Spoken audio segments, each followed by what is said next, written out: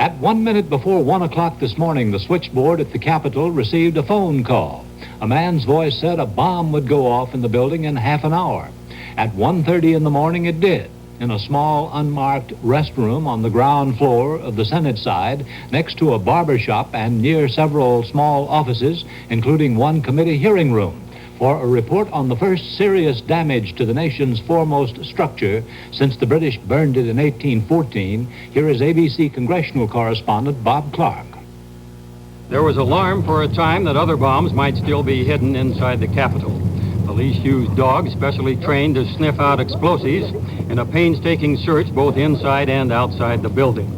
The single bomb set off by a timing device left the men's room a shambles, plumbing demolished, bricks and plaster ripped from walls. Army and FBI experts sifted the debris, seeking a clue to the nature of the explosive. There was heavy damage to the nearby barber shop. Windows were smashed there, and 100 feet away in the Senate restaurant, where tables were overturned and a priceless stained glass mosaic destroyed. Damage estimated in the hundreds of thousands of dollars might have been far worse, but for the 3-foot-thick walls in the oldest part of the Capitol. As it was, the violent explosion ripped off doors in nearby conference rooms. There was no damage to the Senate chamber itself on the floor above. Daylight revealed more smashed windows and debris. Tourists were barred from the Senate wing all day, but the entire Capitol will be reopened to the public as soon as possible. Everyone entering the Senate wing today had to pass a security check. The Capitol's police chief told how an operator received the bomb threat. This building will blow up in 30 minutes. Evacuate the building. This is in protest of the Nixon involvement in Laos. When George Washington, the chief of a new and shaky union, laid the cornerstone of the Capitol building, he said, "It may be relied upon, it is the progress of this building that will inspire or depress the public confidence." When Lincoln first met Confederate negotiators towards the end of the Civil War, the first thing the Southerners, all former congressmen, asked was, "Tell me, sir, how is the Capitol?" Well, after yesterday's desecration, the old place is today a little depressed, and confidence is not unshaken. ABC Capitol Hill correspondent Bob Clark reports. Officials in charge of security at the Capitol, along with Army bomb experts, were summoned to a Senate hearing. The immediate problem is to guard against any more bombings while keeping the Capitol open to the public. It was clear from the testimony about yesterday's bombing that this won't be easy. It probably was, or could have very well been, a clock delay device. And it very likely could have been normal dynamite, which is very easy to obtain. It could have been, 15 to 20 pounds of dynamite. That amount of dynamite is very easy to bring in a briefcase. Police did their best to keep the Capitol under tight security today, with checkpoints set up to examine packages and briefcases. We tried out the security system, carrying a briefcase into a House office building, past police guards, through an underground tunnel and into the Capitol without being stopped or searched. While we may have been recognized by some guards, it's clearly almost impossible to enforce security through all 6 buildings linked by tunnels to the Capitol. Bob Clark, ABC News, Washington. There were telephoned bomb threats to 22 other Washington buildings yesterday and 2 more today, all false alarms.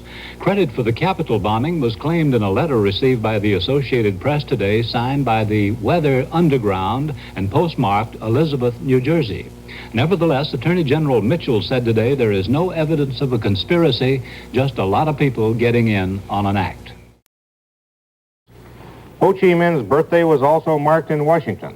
A bomb exploded early this morning in the Pentagon, and left-wing terrorists telephoned newspapers to say they were responsible. Stephen Gear reports. The explosion destroyed one of the Pentagon's 140 women's restrooms and blasted out a wall on the 4th floor. No one was injured. The explosion came at 1 a.m., just moments after the Pentagon's duty officer received a warning based on one of a number of calls to newspapers, one of which said the Pentagon would be bombed in celebration of Ho Chi Minh's birthday.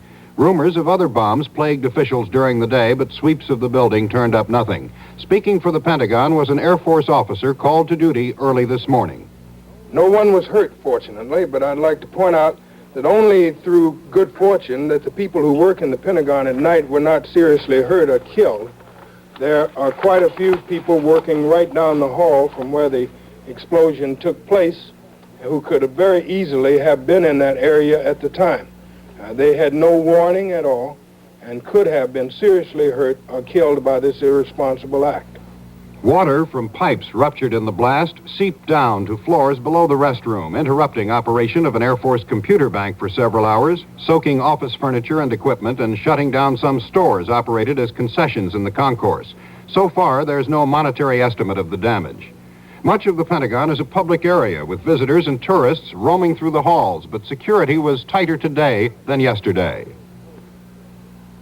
Ironically, before the explosion this morning, the order had gone out here at the Pentagon to tighten security measures.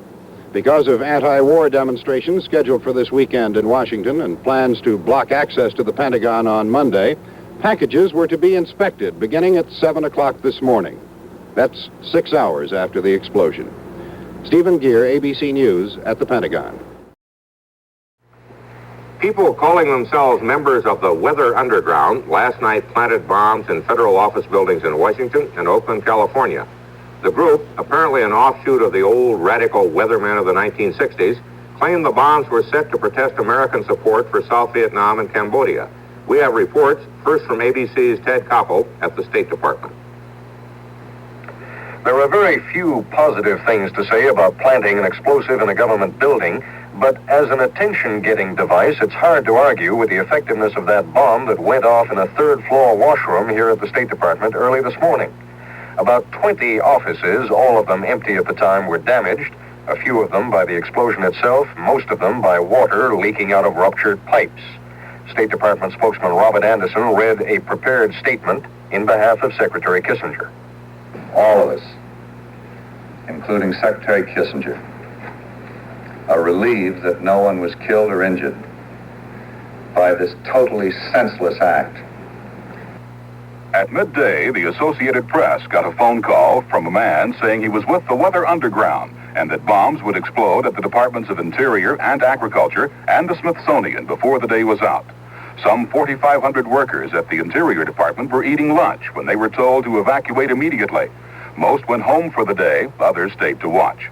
Police used dogs specially trained to sniff out bombs in their search of the Interior Department building, but no bomb was found.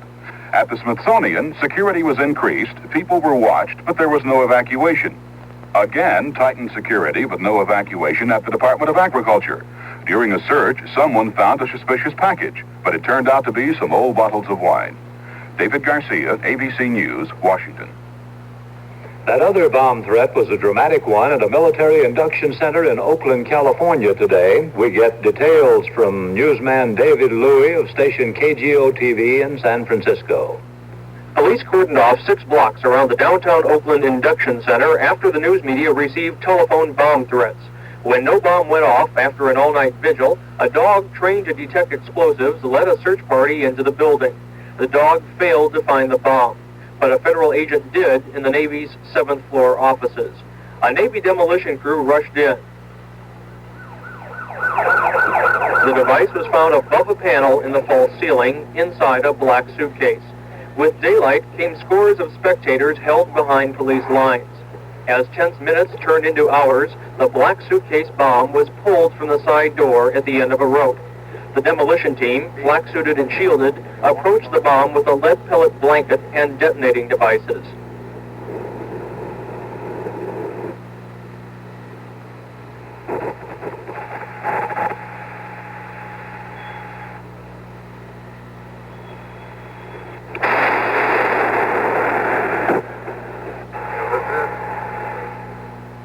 After 2 attempts, the case caught fire, in turn setting off the charge.